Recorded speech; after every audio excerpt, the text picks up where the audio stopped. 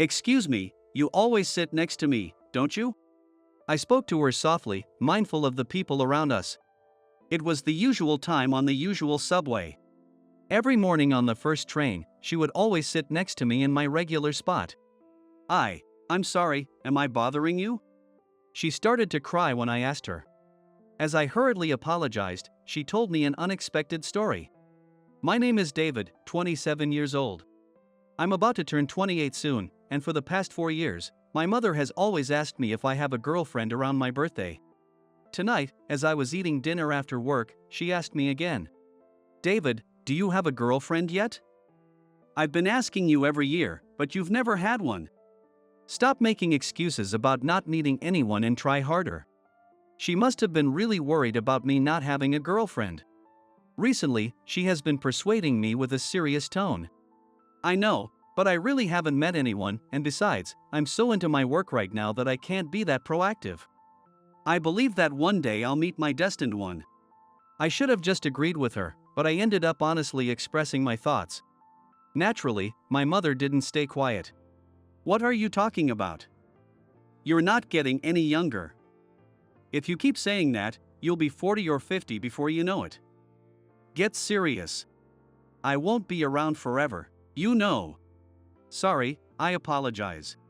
I scratched my head and apologized. I've loved reading since I was a kid and have read many kinds of novels, especially romance novels. It's kind of embarrassing for a guy to like romance novels, so when people ask about my hobbies, I just say reading broadly. I'll make a serious effort to find someone. My mother looked very satisfied with my declaration. I'm glad I've been nagging you for almost 4 years. I'll wait in moderate expectation so I don't get too tired out. I'll do my best. After working a bit, I went to bed early, and the next day, I took the subway to work. Since I get on at the first station, I can always get a seat. Though it's not a designated spot, I always sit in my usual seat. Darn, I'm sleepy. I mumbled to myself, feeling very tired. Work has been busy lately, and I've been taking work home. It's not just me, everyone involved in the project is in the same situation. We all want to make something great, so no one is compromising. Though it's tough, I love and appreciate this environment where everyone shares the same passion for the work. As I was thinking about the tasks ahead at work, I heard a tapping sound. Looking up, I saw a woman walking with a white cane. I thought she would pass by, but she suddenly stopped. I couldn't help but keep my eyes on her. Wondering what was happening, I watched as she gently sat down in the seat next to me.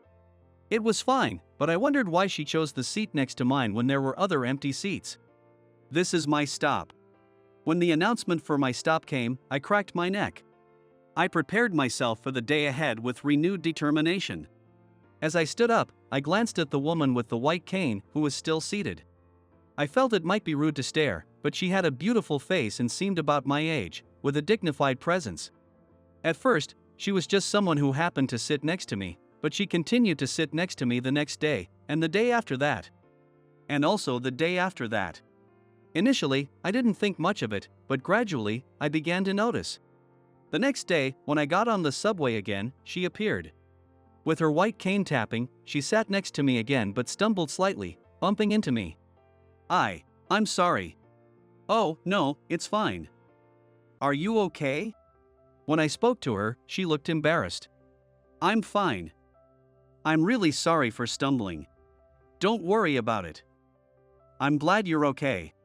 When I answered her, she said, "Thank you." After that, we didn't have any more conversation. But the next day, and the day after that, and also the day after that, she continued to sit next to me. Even though there were other seats available, why did she always choose the seat next to me? Puzzled, I decided to talk to my mother about it as if it were just casual conversation. Mom, there's this woman with a white cane who sits next to me on the subway every morning. Even though there are plenty of empty seats. My mother looked puzzled. That's strange. She can sit wherever she wants, but it is suspicious. Why don't you try sitting somewhere else tomorrow? Maybe I will. It's not that I mind, but I'm just curious. Yes, try sitting in a different seat and see what happens. I agreed with her suggestion and said, I'll do that. The next morning, I got on the subway as usual but sat in a different seat. I pulled out my planner to check my schedule for the day when I heard the tapping sound again. I looked up from my planner and saw her walking towards me. She approached the seat I usually sat in and seemed about to sit down but stopped abruptly. Then, tapping her cane again, she started walking through the subway car. She stopped right in front of where I was sitting in a different seat. Just as I suspected, she sat down next to me again. Seriously? I thought, but getting up now would seem rude, so I stayed put and continued reading my planner. When I got off at my station, I glanced at her, but she seemed unchanged. I got off the train and went about my day. Really? What do you think is going on? You haven't done anything to her, right? After explaining the day's events to my mother when I got home, she still found it mysterious but concluded that it must not be my fault. Of course not. I've never done anything. At least, not that I can remember. Maybe she sees things differently, though. My mother agreed, seeming to understand. That's true. Even if you think you haven't done anything, it might be different from her perspective. I thought about it again, but I couldn't come up with any explanation. Maybe I'll try sitting in another seat again tomorrow. I guess I shouldn't worry about it. Sorry, I've got some work to finish up tonight. So I might be up late. Could you wake me up if I don't get up? Sure, no problem. Busy, huh? I'll wake you up as usual in the morning. Thanks. I appreciate it. I'll set an alarm, but just in case. After asking my mother, I washed the dishes, took a bath, and went to my room. I had an important meeting the next day. The company I work for, Harris Trading Company, is quite a major player among trading firms. I'm part of a project team led by our manager, James. With final adjustments and meetings, the schedule was really tight, and today had been especially busy. I hope I can get at least 3 hours of sleep. I muttered as I started working on my tasks. The last thing I remembered was it being 2 a.m. Hey, wake up. It's time, David. My mother's voice somehow roused me from sleep. My alarm had apparently stopped at some point, and I was grateful to my past self for asking my mother to wake me. Rubbing my sleepy eyes, I got on the subway to go to work. Usually, I'd be wide awake by the time I got moving, but today I just couldn't wake up. This is bad, I'm so sleepy today. I decided to close my eyes for just a bit, and then I heard the tapping sound again. Suddenly, I felt a strong shake on my shoulder, and I woke up in a panic. Excuse me, are you okay? You usually get off at this station, right? Ha? Oh, yes, I do. As I struggled to comprehend the situation, she spoke to me again. In front of me was the woman who always sat next to me, looking desperate. Please, wake up. Isn't this your stop? Oh. You're right, I need to get off. Thank you. Indeed, the doors had just opened at my usual stop. I quickly thanked her and slipped out before the doors closed. That was really close. I owe her one. As I glanced back at the subway, I saw her smile with relief. That sight gave me a strange feeling, but I started running towards my office. Your proposal is great. Please go ahead and proceed with it. Thank you, I'll do it that way. I concluded the online meeting with a firm statement, and everyone exchanged greetings before ending the call. Au revoir, I said as I disconnected, and cheers erupted from the people around me. That went well. As I slumped into my chair, James patted me on the shoulder. Thank you so much, David. You did a great job. Thank you for all your guidance, James. I stood up and thanked him. And he responded with a smile. No, it was all thanks to the hard work of you and everyone else. James is not only capable at his job but is very respectable as a boss and simply as a person. He's always polite and pleasant, never making a face even when we ask questions. Not having to worry about the boss's mood makes it much easier for us to work. He's helped me out many times. I'm really glad you were the leader of this project. Thank you so much. Let's have a celebration with everyone. I'm happy to hear that. Thanks. Many of our team members have families, so how about a lunch celebration tomorrow? Of course. Right, everyone? Yeah, lunch works better for me too. Thanks a lot. Thanks to you, James, I was able to go home earlier and make my wife happy. Really? That's great to hear. Make sure to take good care of your wife. Yes, thank you. We then cleaned up the conference room and left the office early, even though it was before the end of the workday. It was a thoughtful gesture from James. I gratefully left the office and headed home. On the way, I bought a cake my mother likes. I'm home. Hearing my voice, my mother came to the entrance. She looked a bit surprised to see me. Oh, you're home early. What's the occasion? Our meeting went well, so James, our leader, let us go home early. I handed her the cake box, and she was delighted. Thank you. Let's have some tea. Go wash your hands. You know, it's a mystery how a considerate guy like you doesn't have a girlfriend. I pretended not to hear her last comment and went to wash my hands. While eating cake with my mother at the table, we talked about the woman on the subway. I'm really grateful. Who knows what would have happened if I had missed my stop? That was very kind of her. You should thank her properly if she sits next to you again tomorrow. I agreed firmly with my mother's words. I thought so too, and maybe I could also ask why she always sits next to me. The next day, as usual, I boarded the subway, and the tapping sound signaled her arrival. She sat next to me. After she sat down, I gathered my courage and spoke to her. Excuse me, thank you for yesterday. Thanks to you, I didn't miss my stop and was able to get to work on time. When I spoke to her, she turned towards me and sighed in relief. Really? That's good. I wasn't sure what to do, but you always get off at that station, and you didn't seem like you were going to stand up. I had an important meeting yesterday, so I was really busy and sleep deprived. That must have been tough. Did the meeting go well? Yes, thanks to you, it went great. I'm really grateful. Sorry, I haven't introduced myself yet. My name is David. I work at a trading company in the city. Hearing my introduction, she introduced herself as well. Oh, I'm sorry for not introducing myself earlier. I'm Emily. I'm a painter. People are often surprised that I can paint despite being blind. But I manage. Emily smiled warmly. I was just about to ask that question.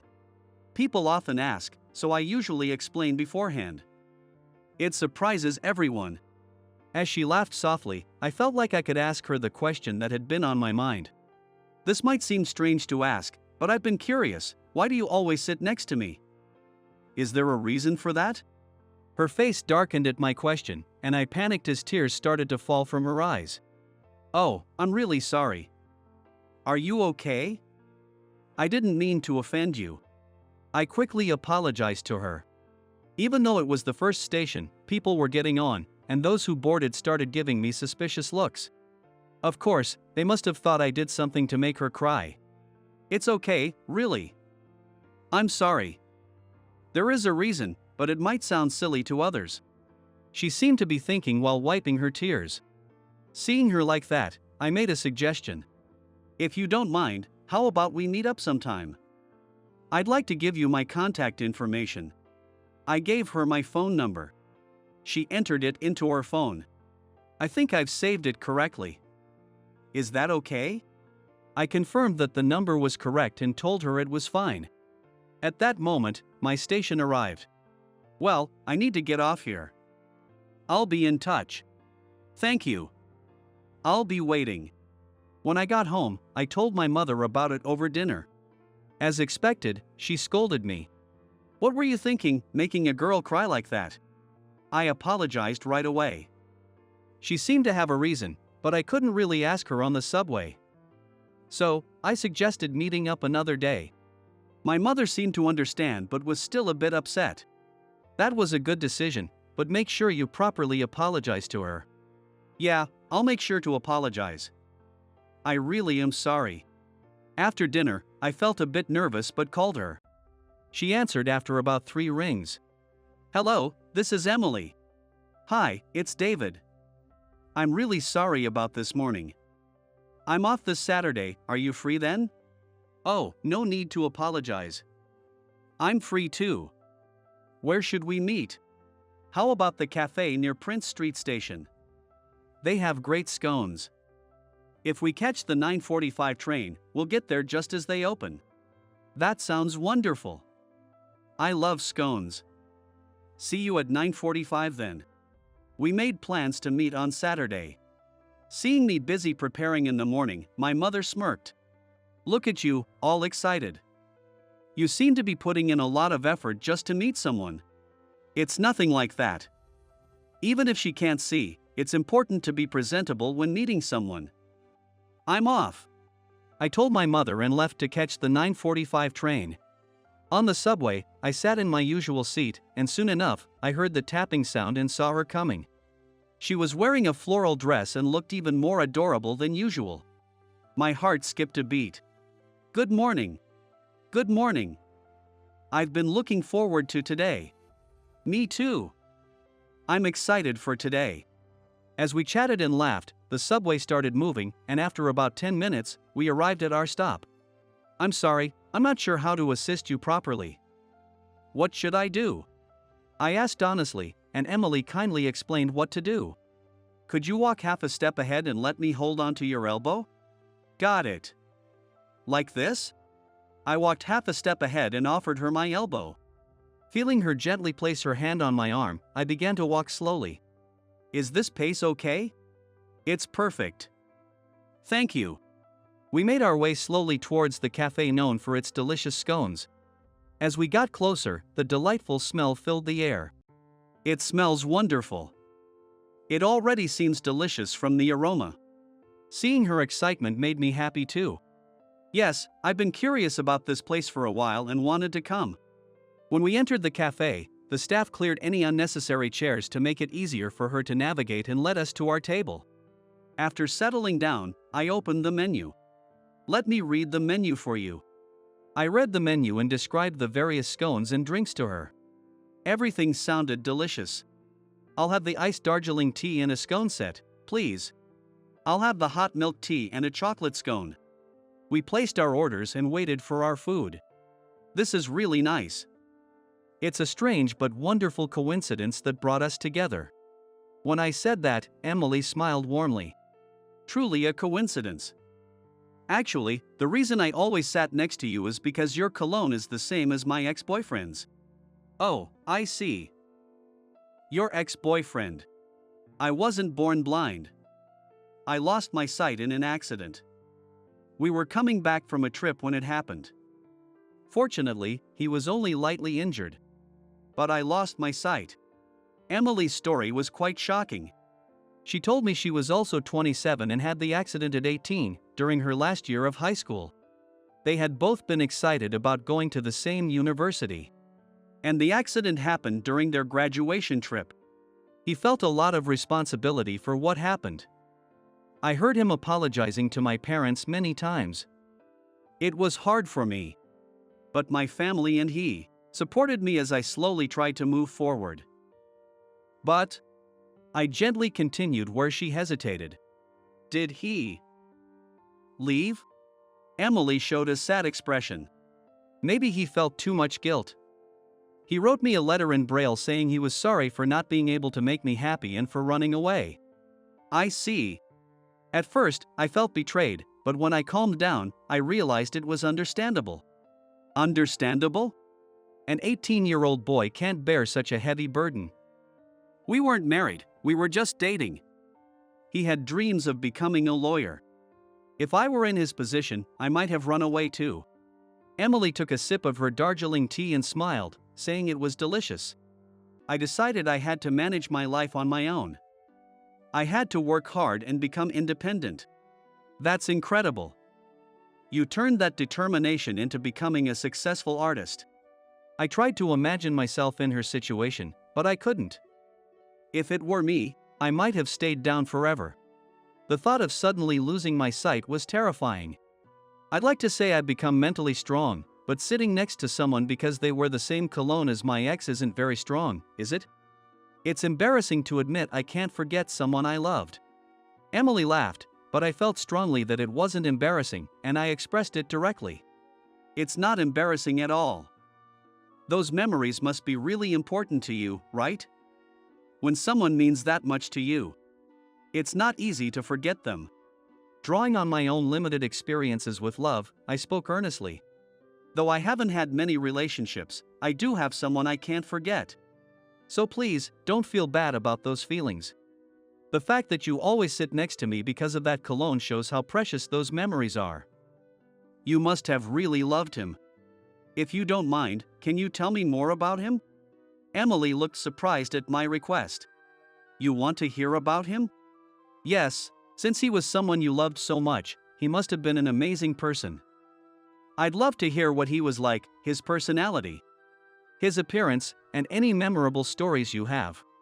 Understanding my intention, Emily smiled. I see. Well, he was quite charming. Are you sure you want to hear this? Her face had a mischievous and excited expression. She looked more alive than ever. Of course, please tell me. All right then. His name was Michael. He was really handsome, like a prince straight out of a love romance comic. People often said he looked like one of the idols from popular boys groups. Emily mentioned a well-known idol who was indeed very handsome. Wow, he must have been really good looking.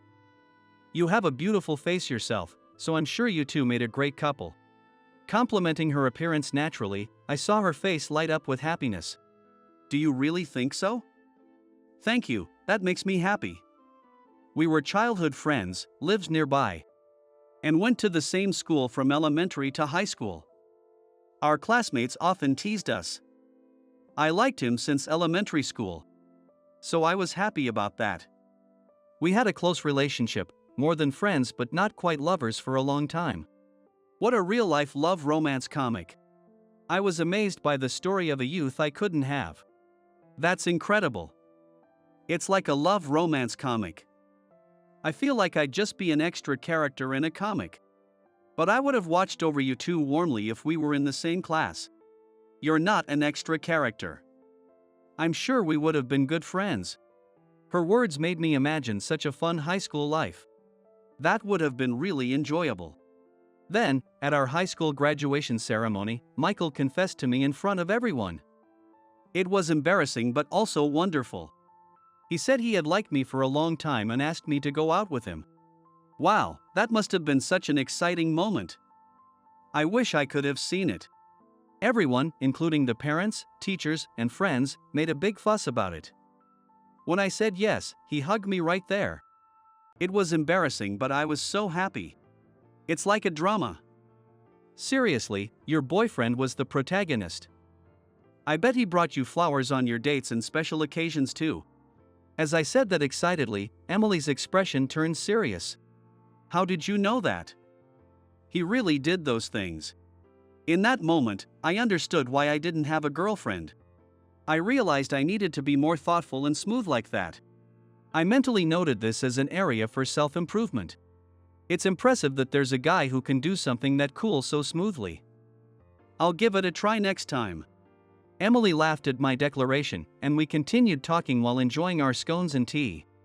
She shared many memories of Michael, their fights, trips, and more. Listening to her, I found myself genuinely enjoying the stories and laughing along with her. When I checked the time, I was surprised to see that more than 2 hours had passed. This has been really fun. I realized I stopped talking about him over time. My friends and family avoided mentioning him, thinking it would make me sad. They were trying to be considerate of your feelings. But it's hard not to talk about someone you have so many good memories with. Yes, exactly. The accident and its aftermath had turned my memories of him into something sad. But I had so many happy memories too. I'm glad I remembered those. I'm really glad you did. You have such a beautiful expression right now. Really? Then it's thanks to you, David. Thank you so much. We talked for another hour before parting ways. Seeing her so happy made me feel really good. Since then, Emily and I kept in touch regularly via text and phone calls. About 3 months later, she invited me to her art exhibition. I'm holding an exhibition. Would you like to come? She specializes in landscape paintings, depicting the world she saw before her accident. Her paintings, full of sensitivity and emotion, have garnered many fans. I had no idea. Of course, I'll be there. I'm glad. Thank you. I'll be waiting for you. When she told me the date and time, it was on a Sunday, and the venue was easy to find. I promised I would definitely come and headed to the venue on the day. The venue was an art gallery, and the owner, who had always been supportive, provided the space for her. After checking in, I looked for her and saw her surrounded by a group of men and women. I waited until there was a break in the crowd and then approached her. Thank you for inviting me, Emily. My voice reached her, and she smiled. Thank you for coming, David. As she walked over, I handed her a bouquet of flowers. Congratulations. These are for you. She gently accepted the flowers and admired them. Thank you. They smell wonderful. I'm so happy. Oh, would you like to see my new work? Of course. I've been looking forward to seeing your paintings. Guided by Emily, I moved towards her new piece. The painting depicted a boy and a girl in school uniforms from behind, surrounded by the four seasons. The depiction of the seasons was stunning, especially the cherry blossoms in spring and the autumn leaves. It was hard to believe that someone with impaired vision had painted it. As I admired the painting, I finally spoke up. This is amazing. It's so beautiful. It really touches my heart. Are the two in uniforms you and Michael? She nodded yes. Yes, after talking with you, I remembered all the good memories I had with him and expressed the seasons we spent together. Spring, summer, autumn, and winter. Each season holds precious memories that I didn't want to forget. Emily was gently gazing at the painting. Her expression made me think that she was vividly recalling her memories with Michael. We looked at the painting together for a while, but then someone else called out to Emily. Oh, I'm sorry, I need to go. Go ahead. You must be busy. I'll look around and head out on my own. Don't worry about me. Thank you. I'll be in touch. I saw Emily off and then wandered around the gallery to look at other paintings. There were many flower paintings, and each one was truly beautiful. As I thought about bringing my mother, who surprisingly likes looking at paintings, to see the gallery with me, I decided to take one last look at the new piece. But someone else was already there. It was a tall man, wearing his hat low over his face. His profile, as he gazed intently at the painting, reminded me of a certain celebrity. Could it be? My heart started pounding as I quietly observed the man. Seeing him sniffle and shed tears, I was convinced and approached him. Excuse me, are you Michael? He turned towards me, surprised. Yes. That's me, but who are you? Seeing his confusion, I smiled. My name is David. I'm a friend of Emily. Though Michael looked puzzled, I continued without looking directly at him. It's a beautiful painting, isn't it? Emily's new work. She told me the two in uniform are you and her. You two look perfect together. I heard him gasp. The silence stretched on, and just as I thought he wouldn't respond, he spoke in a low voice. Perfect together. If you knew what I did to Emily, you wouldn't say that. I left her when she needed me most. The responsibility was too heavy. And it crushed me. From the corner of my eye, I saw Michael quietly crying. Emily told me about it. She understands why you left. She believes you left because you felt too much responsibility. She thinks it was something that couldn't be helped. Maybe so, but I can't forgive myself. I've never forgotten Emily. Even after we broke up, she was always on my mind. Even though I'd become a lawyer and achieved my dream, everything feels empty without her. The deep regret on Michael's face was evident, and I decided to confront him directly. Do you still love Emily? Yes, of course, I still love her. I haven't forgotten about her for a single day. She's always been the only one for me, then and now. Michael, who firmly declared this while facing me, was a truly sincere and wonderful man, even from another guy's perspective. I'm sure they'll be okay. They just took a detour. Thinking this, I felt a pang in my chest but chose to ignore it. At 27, I've gotten good at handling things like this. Well, it'll be fine. Why don't you muster up the courage to talk to Emily? I'm sure she still. As I was about to say that, the sound of a white cane tapping filled the air. I turned around slowly, and there was Emily. Emily, perfect timing. There's someone I'd like you to meet. Ignoring the nervous Michael, I spoke to Emily. Someone you want me to meet? I gestured to Michael to speak up. Gathering his resolve, Michael cleared his throat and spoke. Emily, how have you been? Do you recognize me? It's Michael. His voice trembled as he spoke, and Emily's body shook. Michael? Is it really you? With a trembling arm, she moved her cane rapidly and walked quickly towards him.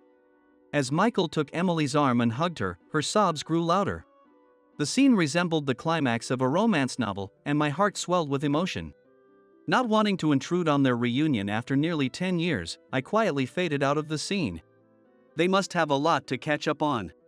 When I got home, my mother greeted me with the same smile she had that morning. So, how was your date? Did you have fun? It was great. I really believe in soulmates now. At first, my mother looked puzzled, but when I told her about Emily and Michael, she started crying. She's quite sentimental. That's a lovely story. I hope Emily and Michael find happiness. After crying so much that she needed a towel, she showed a slightly dissatisfied face. But, I have a feeling you'll still be single at 28. I could only give a wry smile at that. But I wanted her to understand this. Don't worry. I believe my soulmate is out there too. I'll patiently wait to meet her. When I said this confidently, my mother laughed, admitting she was impressed. Maybe you're right. I've never really believed in soulmates, but after hearing about those two, I'm starting to think they might exist. That night, I received a thank you call from Emily for reuniting them. Michael also thanked me over the phone. I didn't do much, just called out because I thought it was him. They were destined to meet again, I'm sure of it. 3 months later, I received a heartfelt thank you note and an invitation to their wedding.